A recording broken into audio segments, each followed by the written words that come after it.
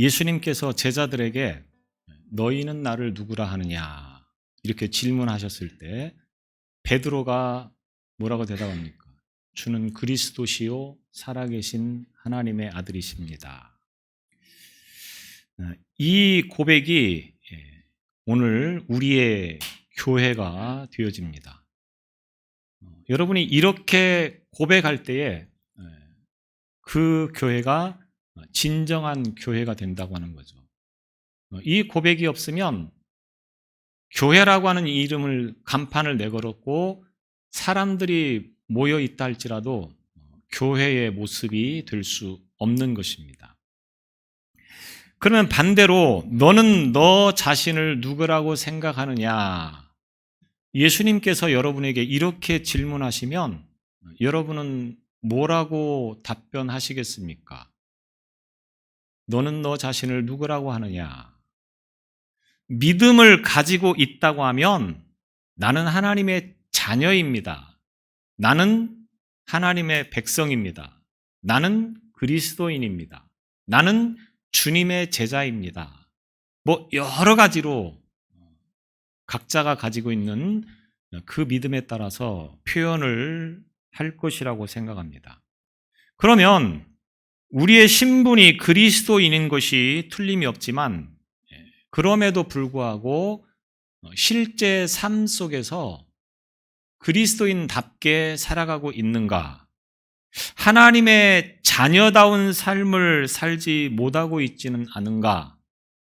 우리 스스로에게 질문해 보시기를 바랍니다. 많은 사람들이 자신의 신분에 맞지 않게 행동을 하다가 낭패를 보는 경우들이 참 많죠. 다시 말하면 신분에 맞게 살아가는 삶이 되어져야 한다고 하는 것입니다. 그러면 오늘 저와 여러분의 신분이 무엇이냐? 신분과 정도를 알고 산다고 하는 것은 무척이나 중요한 문제가 아닐 수 없습니다. 신앙생활에서 중요한 믿음 가운데 하나는 신분에 대한 자각, 내 신분이 무엇인가를 잘 아는 것이 중요하다고 하는 거죠. 많은 사람들이 하나님은 살아계십니다 라고 하는 믿음만 가지고 있으면 그것이 곧 성도인 줄 알고 신자인 줄 아는 착각 속에 살아가는 것을 봅니다. 하나님은 살아계십니다. 이 믿음이 중요한 것이 아니고 더 중요한 것은 뭡니까? 그 하나님과 나와의 관계, 다시 말하면 내 신분이 하나님과 어떤 관계를 맺고 있느냐, 내가 하나님과 어떤 사이이냐라고 하는 것이 중요하다고 하는 겁니다. 하나님이 아무리 세상을 창조하시고 만물의 주인이 되시고 그 하나님이 세상의 모든 역사를 주관하시는 분이라 할지라도 나와 아무런 상관이 없으면 어떻습니까? 의미가 없다고 하는 겁니다. 윤석열 대통령이 대통령이라고 하는 사실을 믿습니다. 그것은 아무 문제가 되지 않습니다. 내가 그분과 어떤 관계를 맺고 있느냐, 이게 더 중요한 거거든요. 삼성의 회장이 누구이냐라고 하는 것은 별로 중요한 게 아닙니다. 내가 그 사람과 어떤 관계를 가지고 있느냐. 만약 아무런 관계를 가지고 있지 않다고 하면 무슨 의미가 있겠습니까? 마찬가지죠. 하나님이 어떤 분이시냐. 하나님께서 아무리 말씀으로 세상을 창조하신 분이라 할지라도 그분이 나하고 아무런 관계, 아무런 사이가 아니면 의미가 있습니까? 없습니까? 없다고 하는 겁니다. 그러니까 하나님은 살아계십니다.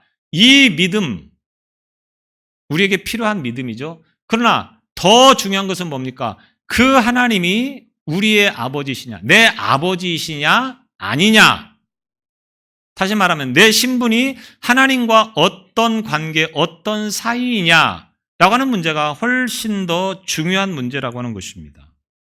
이스라엘 백성들이 애굽에서 종살이를 하다가 이제 하나님의 은혜로 그 애굽을 떠나서 목적지를 향하여서 광야를 거친 다음에 목적지 가나안 입성을 눈앞에 두게 되어집니다. 약 1년 6개월의 시간이 흘러서 그 과정에서 광야를 거치면서 하나님께서 율법도 주셨고 또 예배할 수 있는 성막과 여러 가지 제사의 제도도 주셨습니다. 이제 그들은 가나안 땅에 들어가서 그곳에서 하나님을 예배하고 하나님을 섬기는 삶을 살아가면 축복된 모든 삶이 다 보장되어져 있었다라고 하는 겁니다. 문제는 가나안 정복을 앞두고 이제 그들에게 그 가나안 땅이 어떤 곳인가를 정탐해보고 와라 해서 12명의 정탐꾼을 뽑았습니다. 그리고 이 12명이 가나안 땅을 정탐하고 돌아와서 보고를 합니다. 10명의 정탐꾼들이 그 땅에 있는 백성들은 기골이 장대하여서 우리가 감히 넘볼 수 없는 매우 견고한 성읍인 것을 보았습니다. 거기에 비하면 우리는 메뚜기와 같습니다. 이렇게 보고를 합니다. 하나님의 백성인 자신들을 메뚜기라고 생각하고 눈으로 보여지는 그것만 보면서 그들은 키가 크고 잘 훈련이 돼 있고 견고한 성읍을 가지고 있고 거기에 비하면 우리는 메뚜기 떼와 같다. 자신들을 이렇게 평가를 해버리는 겁니다. 그러자 모든 이스라엘 백성들이 여기에 동조하면서 마음이 움직이기 시작합니다. 우리는 감히 그 땅을 넘볼 수 없는 메뚜기와 같은 존재이구나. 완전히 자기의 신분을 제대로 이해하지 못하고 있는 그들의 어리석음을 우리가 말씀을 통해서 보게 되었습니다. 그들의 열등감이 폭발합니다. 그래서 민수기 14장 2절 3절에 보면 우리가 애굽 땅에서 죽었거나 이 광야에서 죽었으면 좋았을 것을 어찌하여 여호와가 우리를 그 땅으로 인도하여 칼에 쓰러지게 하려 하는가. 차라리 애굽 땅에서 아니면 광야에서 죽었으면 그것이 더 좋았을 뻔했다. 그런데 하나님은 왜 그 광야를 지나서 이제 가나안 사람들에 의해서 칼에 죽게 하느냐. 이렇게 원망하고 불평을 하게 되어집니다. 이스라엘 민족이 어떤 존재들입니까? 홍해를 건너고 또 광야를 지나는 동안에 만나와 메추라기를 공급하면서 그들을 지켜주셨습니다. 그들의 능력으로 지금껏 한 것이 아무것도 없습니다. 모든 것을 다 하나님이 인도해 주시고 지켜주셔서 이제 가나안 땅을 눈앞에 두고 있는 지금의 상황에서 자신들이 어떤 존재인가를 제대로 알지 못하면서 하나님을 원망하고 불평했다라고 하는 겁니다. 자신의 신분이 자신의 존재가 어떤 존재인가를 아는 것은 이와 같이 중요하다고 하는 겁니다. 왜? 내가 하나님의 백성이고 하나님께서 나를 지켜주시는 그 은혜의 하나님이라고 하는 것을 알고 있었다고 하면, 믿고 있었다고 하면 지금 이렇게 반응을 하면 안 되죠. 하나님이 그들을 지켜주셔서 여기까지 왔는데 그런 모든 것들은 다 까맣게 잃어버리고 내가 누구인가를 잃어버리고 하나님이 나에게 어떤 분인가를 잃어버리는 이 어리석음에 빠져있는 자들의 모습을 과연 이스라엘 민족만의 모습이라고 말할 수 있겠느냐. 그들은 결국 가나안에 들어갈 자격을 잃어버리고 맙니다. 그리고 다시금 광야로 돌아가야만 했습니다.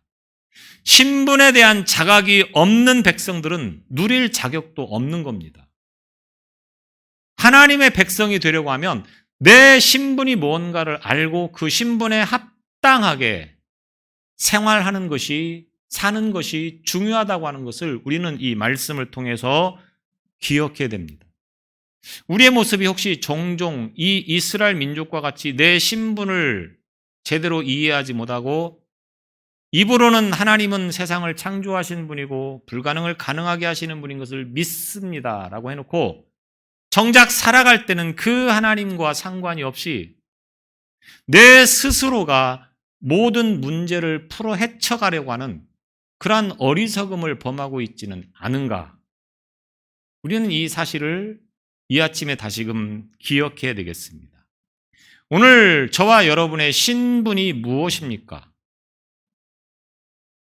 오늘 우리는 미운 오리 새끼와 같다, 이렇게 표현을 해볼 수가 있겠습니다.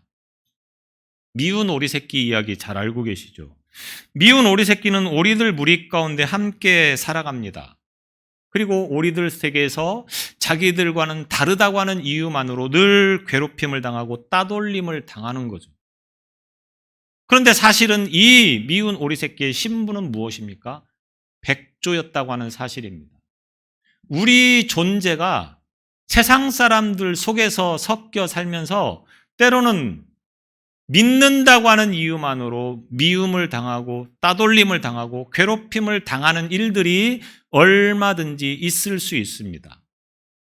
그러나 그런 과정에서도 우리가 잊지 말아야 될 것은 뭡니까? 우리의 신분.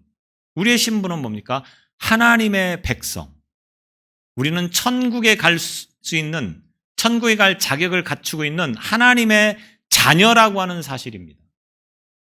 그렇다고 하면 이것 하나만으로도 세상에서 어떤 일을 만나도 무슨 일을 당하여도 우리가 그 일로 인하여서 좌절하거나 염려하거나 근심할 이유가 있습니까? 없습니까? 하나님이 어떤 분이십니까? 하나님은 세상을 창조하신 분이고 모든 것의 주인이신데 그 하나님이 바로 우리의 아버지, 내 아버지시다. 이것이 얼마나 놀라운 사실입니까? 이 신분을 제대로 이해하고 있다고 하면 우리는 이 땅에 속한 백성이 아니고 하늘에 속한 백성이라고 하는 이 신분 하나만으로도 살아가는 데 있어서 큰 힘과 능력이 되어진다고 하는 것입니다. 그래서 하나님께서는 우리가 세상 사람과 다르게 살아가도록 하나님께서 우리에게 생명을 허락하셨습니다. 자신의 독생자를 버리시고 우리를 구원해 주셔서 우리로 하여금 그 은혜 안에서 살아갈 수 있도록 하나님께서 거룩한 백성으로 삼아 주셨다고 하는 것입니다. 하나님은 이렇게 말씀하십니다. 내가 거룩하니 너희도 거룩하라. 우리의 신분이 하나님의 백성이고 그래서 하나님께서 거룩하신 것처럼 우리 또한 거룩한 삶을 살아가야 된다고 하는 것입니다. 왜? 우리는 세상에 속해 있어서 세상에서 살아가는 존재이지만 신분은 그들과 다르기 때문에 그렇습니다. 그래서 세상 사람들과 구별되게 살아가야 한다. 이것이 곧 거룩인 것입니다. 여러분은 세상 속에서 다르게 살아가고 있습니까? 세상 사람들과 다른 세계관, 다른 가치관, 다른 철학을 가지고 살아가고 있습니까? 아니면 그들과 다르지 않은 똑같은 생각, 똑같은 사상, 똑같은 그런 철학을 가지고 살아가고 있지는 않습니까?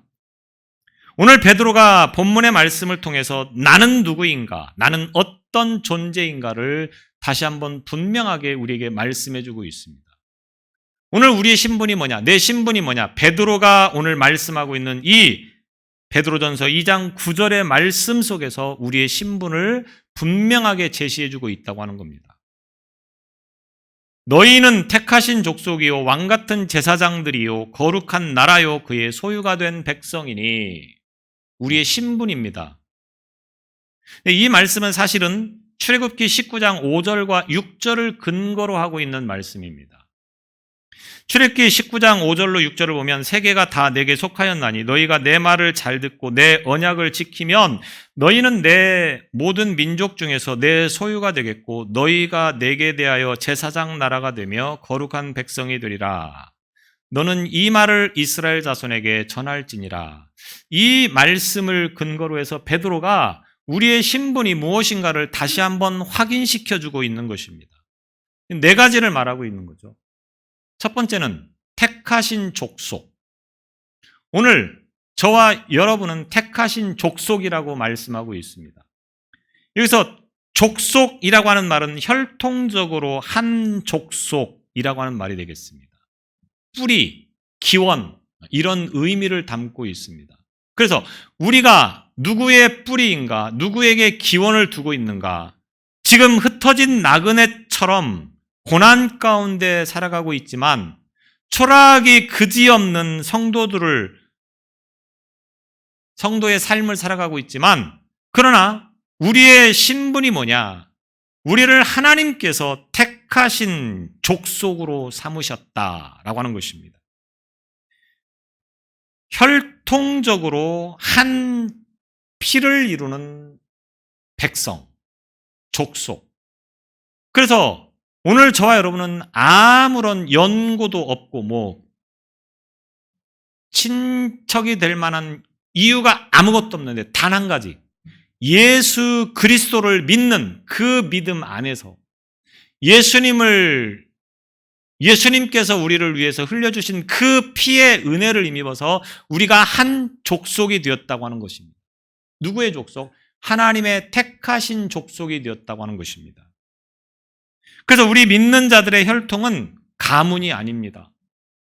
내가 누구의 몇 대 손이냐, 이 문제가 아니고 우리는 예수님 안에서 예수님의 피를 나눈 형제 자매가 되어지는 것입니다. 그래서 우리는 하나님의 택하신 족속, 또 하나는 왕 같은 제사장이라고 말씀하고 있습니다. 왕 같은이라고 하는 말은 왕의 거처를 말하는 것입니다. 왕 되신 하나님께서 거하시는 곳, 그래서 제사장 공동체를 말하는 것이죠. 왕 같은이라고 하는 말은 성질에 있어서 왕다움이 나타나는 것을 말하는 것입니다. 당당함을 의미하는 거죠. 왕은 당당하지 못할 이유가 하나도 없습니다. 왕은 어떤 사람입니까? 그 나라의 최고의 통치자를 말하는 것입니다. 이 말도 역시 출애굽기 19장 6절에서 보면 제사장 나라라고 하는 말에서 왔습니다. 그런데 이 제사장 나라를 베드로는 뭐라고 표현하고 있습니까? 왕 같은 제사장.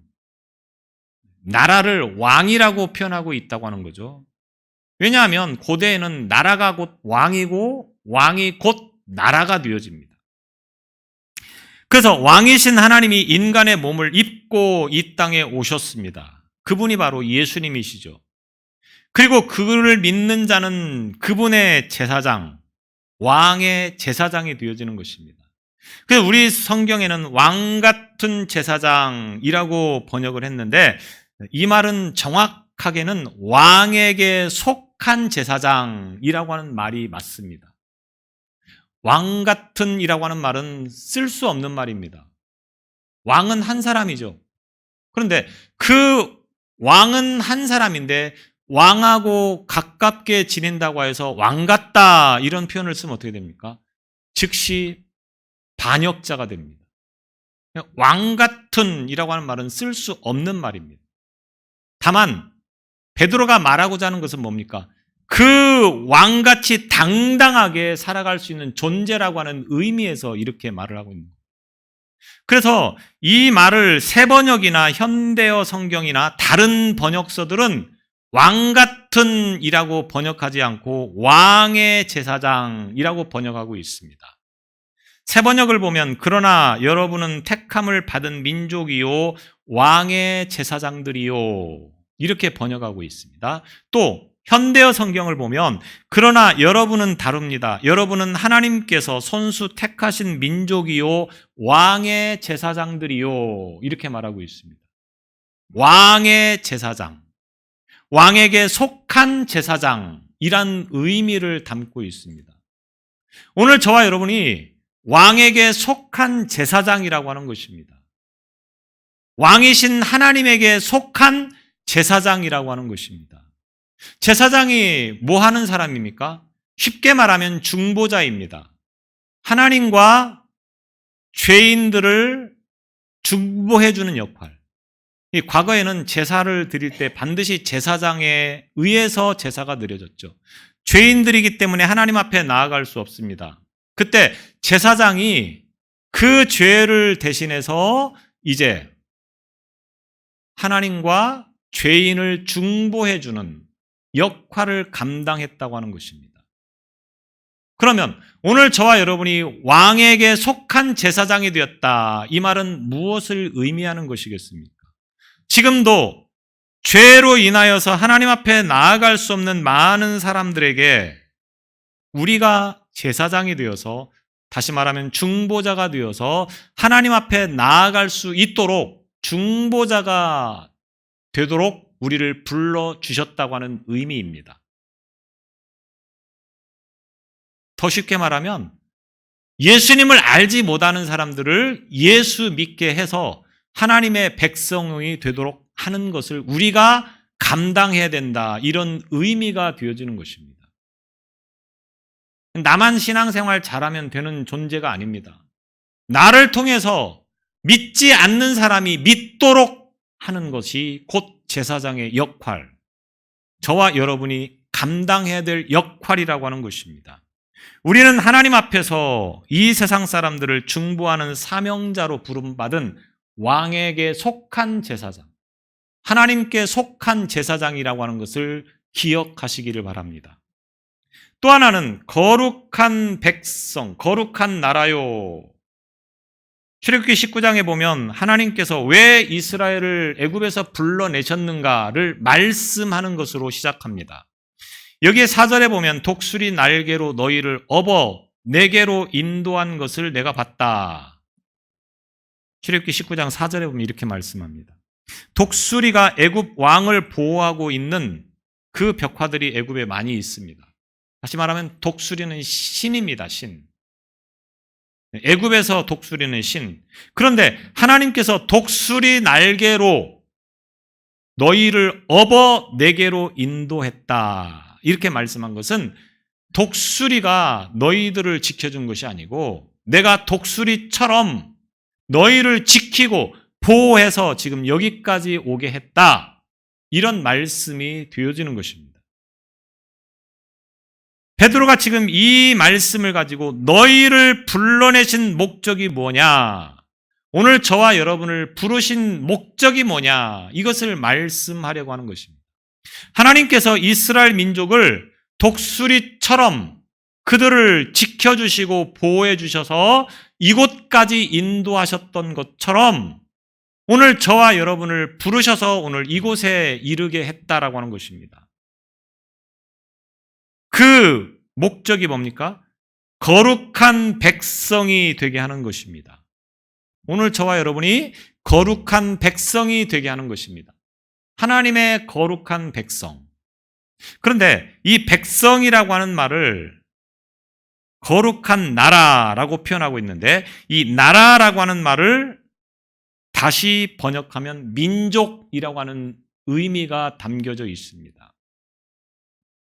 나라와 민족은 비슷하지만 사실은 좀 다른 의미가 있죠. 백성이라고 하는 말과 민족이라고 하는 말은 비슷한 것 같지만 조금 차이가 있습니다. 대한민국 백성하고 단일 민족하고는 어떤 차이가 있습니까? 예를 들면 중국에 살다가 우리나라에 와서 우리나라의 영주권이나 시민권을 얻게 되어지면 대한민국 백성이 되고 국민이 됩니다. 그러나 그가 우리 순수한 대한민국 혈통은 아니죠. 족속은 아니라고 하는 겁니다. 백성과 족속이라고 하는 말은 이와 같이 조금 차이가 있습니다. 이 말씀을 통하여서 거룩한 민족, 하나님께서 우리를 거룩한 민족으로 세우셨다.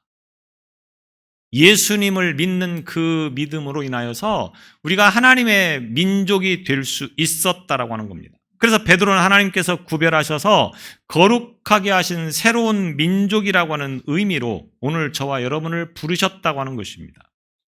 그래서 하나님의 교회를 하나님의 새로운 사회, 거룩한 민족 이렇게 부르게 되어집니다. 이 말은 세상 사람들과 다른 구별된 사람이라고 하는 의미가 담겨져 있다고 하는 것입니다.